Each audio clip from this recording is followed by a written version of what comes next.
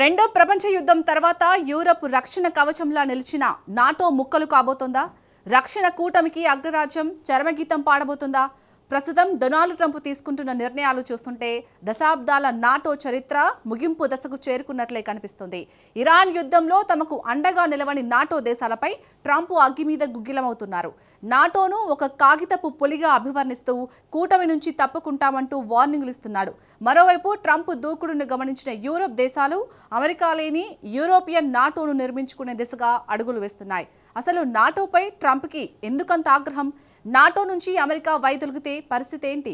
France, జర్మనీల రహస్య plan ఏంటి? నమ్మకం కోల్పోయిన చోట నాటో మనుగడ సాధ్యమేనా? Watch the story.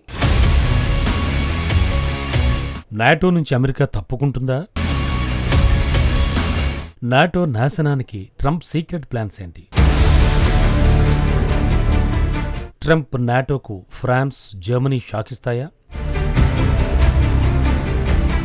నాటో నుంచి వైదొలుగుతా ఉంటూ డొనాల్డ్ ట్రంప్ మరోసారి వార్నింగ్ ఇచ్చాడు. గతంలోనే మాట ట్రంప్ చెప్పాడు కదా అనిపిస్తోంది కదా? అవును, నిజమే. కానీ ఈసారి ట్రంప్ ఈ సైనిక కూటమిపై విపరీతమైనటువంటి ఆగ్రహంతో ఉన్నాడు.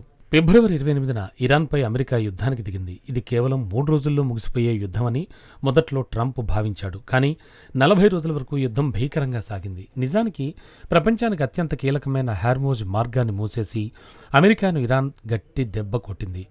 దీంతో హార్మోజ్ను తెరిపించేందుకు నాటో దళాల సహాయం ట్రంప్ అవసరమైంది. ఈ క్రమంలోనే నాటో సాయాన్ని అమెరికా అధ్యక్షుడు అర్థించాడు. కానీ అందుకు నాటో దేశాలు నిరాకరించాయి. ఇక అప్పటి నుంచి ట్రంప్ నాటో కూటమిపై తీవ్ర అసహనం వ్యక్తం చేస్తున్నాడు. యూరోప్ నేతల్ని పిరికి బందలంటూ సంబోధించాడు. నాటోను కాగితపు పులిగా అభివర్ణించాడు. సైనిక కూటమి తాను తీవ్రంగా నిరాశపరిచిందంటూ ట్రంప్ విమర్శించాడు. నాటో కోసం తాము ఏటా $100 కోట్ల ఖర్చు చేస్తున్నట్లు ట్రంప్ చెప్పుకొచ్చాడు. నాటో దేశాలను రక్షించేందుకు 100ల సంఖ్యలో దళాలను దించుతున్నామని తెలిపాడు. ఇప్పుడు వారి ప్రవర్తన చూస్తుంటే ఇకపై వారికి తమ రక్షణ అవసరం లేదని అనిపిస్తోందంటూ ట్రంప్ మండిపడ్డాడు. నాటో తీరుతో సురక్షిత ప్రపంచం ఎలా సాధ్యమవుతుందని అమెరికా అధ్యక్షుడు ప్రశ్నిస్తున్నాడు.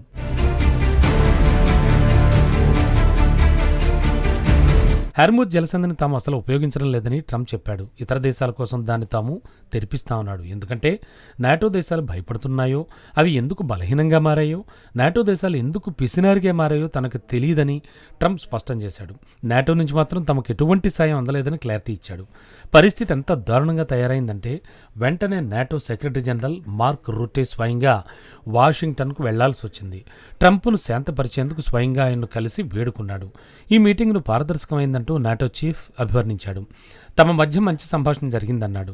ట్రంప్లో అసహనం గమనించినట్లు వెల్లడించాడు. మార్క్ రుటే తన దౌత్య నైపుణ్యంతో పరిస్థితిని చక్కదిద్దాలని చూసినా అది పెద్దగా ఫలితాన్ని ఇవ్వలేదు. ట్రంప్ తన ట్రూత్ సోషల్ ఖాతాలో మరో పోస్ట్ చేశాడు. మాకు అవసరమైనప్పుడు నాటో తమకు సహకరించడం లేదని మండిపడ్డాడు. ఇప్పుడు నాటో కూటమి నుంచి పూర్తిగా వైదొలగాలని పట్టుదలతో ఉన్నట్టు కనిపిస్తోంది. ట్రంప్ ఇంకా ఏమన్నాడంటే రష్యా నుంచి నాటో దేశాలను రక్షించడానికి తాము $1,00,000 కోట్ల ఖర్చు చేస్తున్నామన్నాడు. తమకు సాయం చేయని దేశాలకు అంత పెట్టడం అవసరమా అన్నట్టు ట్రంప్ వ్యాఖ్యానించాడు. ఈ విషయంలో తాము తీవ్రంగా సమీక్షించబోతున్నట్లు అమెరికా అధ్యక్షుడు వెల్లడించాడు. నిజం చెప్పాలంటే ట్రంప్ ఆరోపణలు కొత్త ఏం కాదు, అబద్ధవంతకన్నా కాదు. అమెరికాను అంతా వాడుకుంటున్నారని కొన్నేళ్లుగా ట్రంప్ వాదిస్తూనే ఉన్నాడు. ఎందుకు నాటోకు అమెరికా అంతగా ఖర్చు చేస్తోంది? వాస్తవానికి నాటో ఒప్పందం ప్రకారం ప్రతి సభ్యదేశం తమ జీడీపీలో 2% రక్షణ రంగానికి కేటాయించుకోవాలి. అమెరికా జీడీపీ ప్రకారం 2% కేటాయిస్తోంది. ఆ 2% అంటే భారీగా నిధులు వెచ్చించడమే. ఇక దశాబ్దాలుగా చాలా యూరోప్ దేశాలు 2% నిబంధనను గాలికి వదిలేశాయి. ఎలాగో అమెరికా బిల్లు కడుతోంది కదా అనే ధీమాతో ఉండిపోయాయి. అయితే ట్రంప్ దీన్ని తీవ్రంగా వ్యతిరేకించాడు. చివరికి 2035 నాటికి జీడీపీలో 5% ఖర్చు చేసేలా నాటో దేశాలను ఒప్పించాడు. ఇలా చూసుకున్నా అమెరికా మళ్లీ ఎక్కువగా నాటోకు చెల్లించాల్సి వస్తోంది. ఇదిలా ఉంటే ఇరాన్ యుద్ధం మొదలైన తర్వాత నాటో కూడా ఎంట్రీ ఇస్తుందని ట్రంప్ ఆశించాడు. కనీసం హార్మోజ్ జలసంధిని తెరిపించేందుకైనా సాయం చేయాలని అడిగాడు. యూరోప్ అందుకు అంగీకరించలేదు. అన్ని రకాలుగా ట్రంప్కు నిరాశే మిగిలింది. ఇది ట్రంప్కు అస్సలు నచ్చలేదు. నిజానికి అమెరికాకు మద్దతు ఇవ్వడంలో నాటో దేశాలు తిరస్కరించడం కొత్తేం కాదు. 2003 ఇరాక్ యుద్ధంలో కూడా అమెరికాకు మద్దతు ఇవ్వడానికి ఫ్రాన్స్, జర్మనీ నిరాకరించాయి. 1986 లిబియా దాడుల టైంలో కూడా ఫ్రాన్స్, స్పెయిన్ దేశాలు తమ గగనతలాలను అమెరికా వాడుకోవడానికి అనుమతిని నిరాకరించాయి.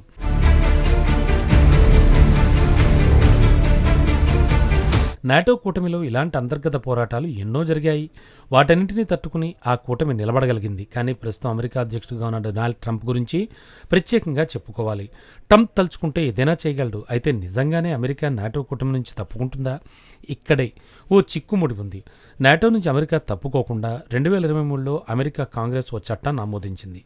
దీని ప్రకారం అమెరికా అధ్యక్షుడు ఎవరైనా నాటో నుంచి వైదొలగాలని అనుకుంటే దానికి అమెరికా కాంగ్రెస్ అనుమతి తప్పనిసరి అన్నమాట. కాబట్టి ఈ చట్టం ట్రంప్ చేతులను కట్టిపడేసింది. అయితే ట్రంప్ ఆ కూటమిని నిర్వీర్యం చేయడానికి నాటో నుంచి తప్పుకోవాల్సిన అవసరం లేదు. యూరోప్లో ఉన్న అమెరికా దళాల్ని వెనక్కి పిలిస్తే చాలు. అంతేకాదు, నిఘా సమాచారాన్ని నాటో దేశాలతో పంచుకోకుండా నిలిస్తే చాలు. ఒకవేళ నాటో సభ్యదేశంపై దాడి జరిగితే అమెరికా వెళ్ళకపోతే చాలు, ఆటోమేటిక్గా నాటో చచ్చిపోతుంది. అంటే నాటో నుంచి తప్పుకోకుండానే ఆ వ్యవస్థను ట్రంప్ నిర్వీర్యం చేయగలడనమాట. సరిగ్గా యూరోప్ నాయకులు భయపడుతోంది కూడా ఈ అంశంపైనే. అందుకే ఇప్పుడు యూరోప్ ఒక అసాధారణమైన అడుగు వేస్తోంది. గతంలో ఎన్నడూ లేని విధంగా అమెరికా లేకుండానే నాటోను నడిపించే ప్రణాళికను సిద్ధం చేస్తోంది. ఒక రకంగా రహస్యంగా యూరోపియన్ నాటోకు సభ్యదేశాలు సిద్ధమవుతున్నాయి. నాటోకు ప్రస్తుతం ఉన్న సైనిక వ్యవస్థ, కమాండ్ స్ట్రక్చర్ను, బేస్లను, లాజిస్టిక్స్ నెట్వర్క్లను అలాగే ఉంటాయి.